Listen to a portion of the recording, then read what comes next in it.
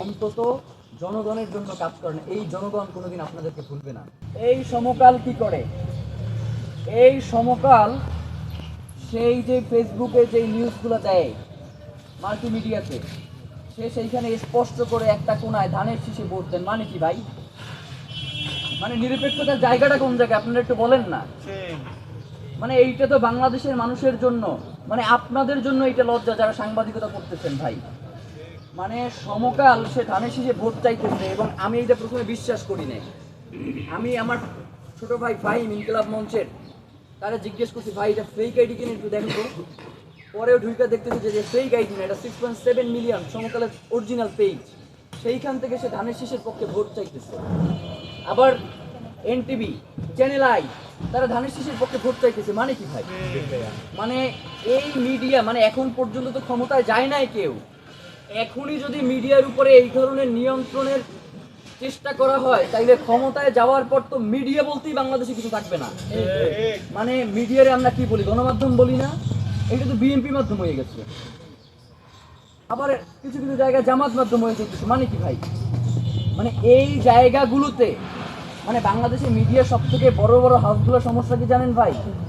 এই মিডিয়াগুলো আসলে বাংলাদেশের মানুষের মিডিয়া না, এইগুলো আসলে কোনো গণমাধ্যম না। এইগুলো কোনোটা হচ্ছে সিটি গ্রুপের, কোনোটা বসুন্ধরা গ্রুপের, কোনোটা অমুকের, কোনো অমুকের। এই মিডিয়াগুলো যখন যার পক্ষে যাওয়া দরকার তখন তার পক্ষে যায়।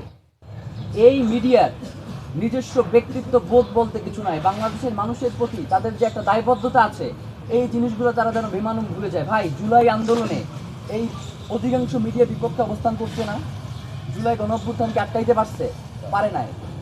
মিডিয়া যদি আগামীকালকে বাংলাদেশে যতগুলো মেইনস্ট্রিম মিডিয়া আছে সবগুলো মিলেও যদি কোনো একটা রাজনৈতিক দলের পক্ষে তারা নির্বাচনে ভোট চায়, তাহলেও তাদেরকে রুখে দেবে। এইটা আপনাদেরকে বইলা দিলাম। যার কারণে এখনো বলি, আপনাদের সুযোগ আছে, সময় আছে, শুধরান। একটা জিনিস শুধরাইছে। কি শুধরাইছে?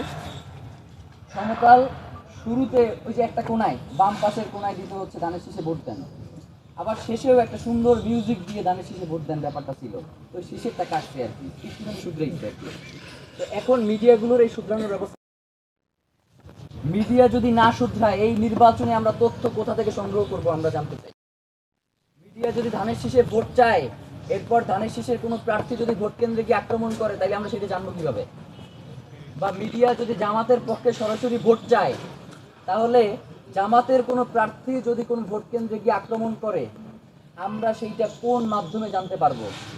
মিডিয়ার ভাইদের কাছে অনুরোধ করি, মানে ব্যক্তিত্ব আল্লাহ তাআলা, কেউ যদি ব্যক্তিত্ববান সৎ হয়, দুনিয়ার কেউ তার চাপাইয়া রাখতে পারে না। শহীদ ওসমান হাদি, তার কিচ্ছু ছিল, তার কোনো রাষ্ট্র ক্ষমতা ছিল, তার কোনো টাকা পয়সা ছিল, আল্লাহ তারে যেই সম্মানিত করছে, বাংলাদেশের ইতিহাসে রাষ্ট্র ক্ষমতায় না থাইকা একজন ব্যক্তি দেখান যে তার এই ধরনের সম্মানিত হচ্ছে।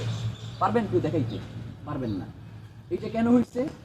এই লোকটা সৎ ছিল, ব্যক্তিত্বের প্রচন্ড ব্যক্তিত্বধারী একজন মানুষ ছিলেন, ইনসাফের পক্ষে কথা বলতেন, আল্লাহ তারা সম্মানিত করতেন। মিডিয়ার ভাইয়েরা যদি মনে করেন যে মিডিয়া হাউসগুলো আপনার কথা বলতে দিচ্ছেন, আপনি যে সংবাদটা নিয়ে যাচ্ছেন সেটাকে প্রচার করে দিচ্ছেন না, মাল্টিমিডিয়া জায়গা থেকে বহু টাকা পয়সা ইনকাম করা দরকার যায় যদি সুযোগ থাকে, প্রয়োজনে ওই বিভিন্ন কোম্পানির হাউসের যে চাকরি লাফি মেরে আইসে জনগণের কাতারে এসে দাঁড়ান না। দেখেন না মানুষ আপনাদেরকে কীভাবে গ্রহণ করে। অন্তত জনগণের জন্য কাজ করেন, এই জনগণ কোনোদিন আপনাদেরকে ভুলবে না।